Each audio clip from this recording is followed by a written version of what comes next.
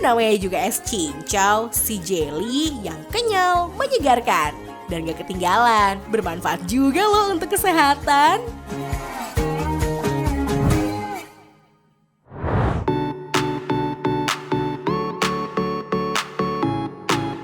Besti, memang paling benar ya, siang-siang gini tuh minumnya yang seger-seger kayak es cincau ini nih Besti. Siapa sih yang gak suka, ya kan? Perpaduan cincau ditambah es krim, mantap deh. Es krim cincau tuh memang bisa masuk ke segala kalangan Besti. Gak heran anak-anak sampai orang dewasa tuh pasti suka. Buat yang masih penasaran gimana caranya cincau diolah dari daun sampai jadi berbentuk jelly gini, mending cek fakta satu ini nih Besti. Let's go! Kali ini kita main ke kebun daun cincau kebo atau yang dikenal sebagai daun cincau perdu ya Besti. FYI nih, tanaman cincau itu berasal dari Asia Tenggara loh. Tanaman ini sering ditemukan tumbuh secara liar di Indonesia. Besti bisa nemuin tanaman ini dimanapun karena tumbuhan ini tergolong mudah tumbuh dan berkembang biak, apalagi kalau di iklim sedang.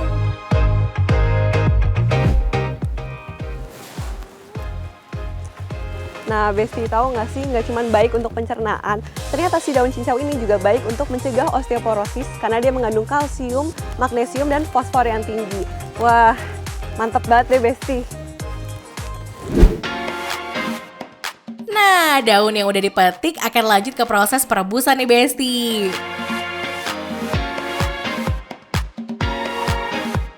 Jangan lupa diaduk ya biar rata. Setelah direbus, daun cincau ini diangkat dan dipindahkan ke baskom nih Besti.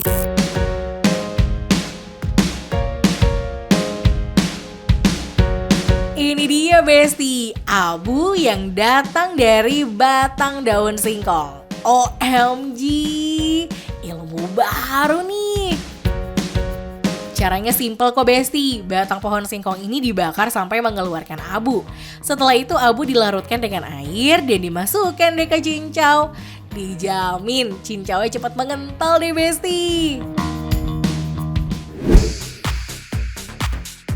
Kalau udah kayak gini, tinggal kita diemin aja beberapa saat sampai cincaunya siap untuk dikonsumsi.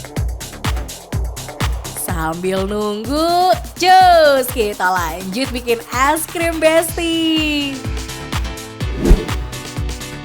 Bahan-bahan dari es krim ini bener-bener sesederhana itu ya Besti. Sesederhana cintaku padamu. Tapi nyangka gak Besti kalau bahan pembuatan es krimnya menggunakan tepung sagu dan juga santan? OMG, baru tahu ya. Padahal tepung sagu biasanya digunakan untuk membuat makanan dan kue lapis, siomay, bahkan bakso. Lah, ini jadi es krim Besti. Perpaduan tepung sagu dan santan bisa jadi es krim. Gimana caranya ya?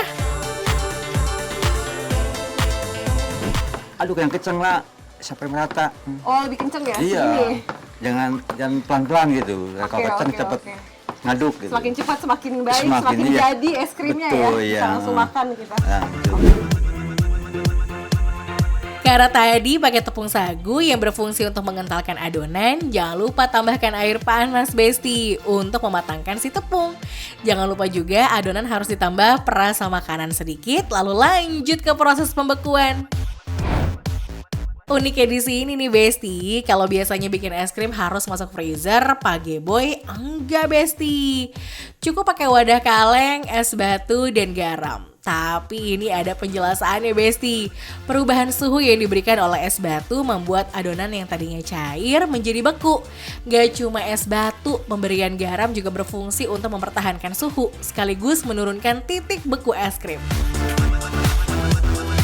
Ada loh cara bikin es krim dengan teknik manual kayak gini. Ini juga lebih budget friendly ya, lebih hemat. Adonan harus terus diaduk ya sampai mengental. Kalau kata Pageboy, sekali ngaduk bisa sampai 30 menit. OMG, apa nggak pegel tuh tangannya Besti? Astaga, pulang-pulang bisa berotot nih. Nah, kalau es krimnya udah selesai, saatnya kita keliling Besti, jualan cincau. Murah loh ini Besti, cuma dengan 5.000 aja Besti udah bisa menikmati cincau plus es krim. Wih, ulala. Besti, kalau tadi aku udah bantuin bapaknya bikin cincaunya dari awal, bikin es krimnya dari awal juga, sampai jualan nggak mau kalah dong, aku harus nyobain gitu. Langsung aja kita cobain rasanya kayak gimana. Cocok banget dipaduin sama cincau yang kenyal-kenyal dan agak pahit gitu ya. Jadi kalau misalnya dimakan bareng tuh rasanya cakep deh.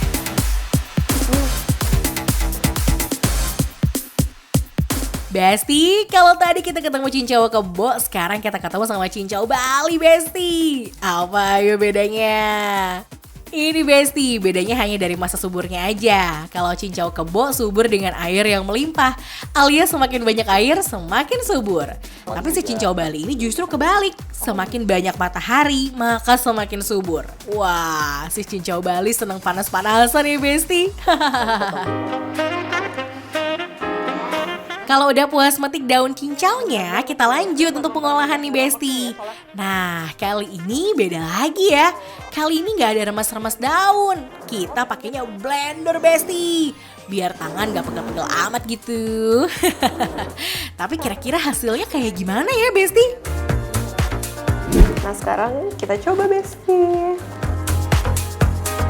Kalau untuk tekstur cincaunya sih ya, yang ini emang lebih kenyal. Udah gitu kan dia pakai santan dan gula, jadinya rasa gurihnya dapet, manisnya dapet, terus kenyalnya dapet gitu. Nah. Oke deh Besti, sekarang tinggal pilih deh mau cincau di atas gerobak atau cincau rumahan. Semua tergantung selera masing-masing ya. Sampai di sini dulu cek fakta kali ini. Sampai bertemu di cek fakta selanjutnya.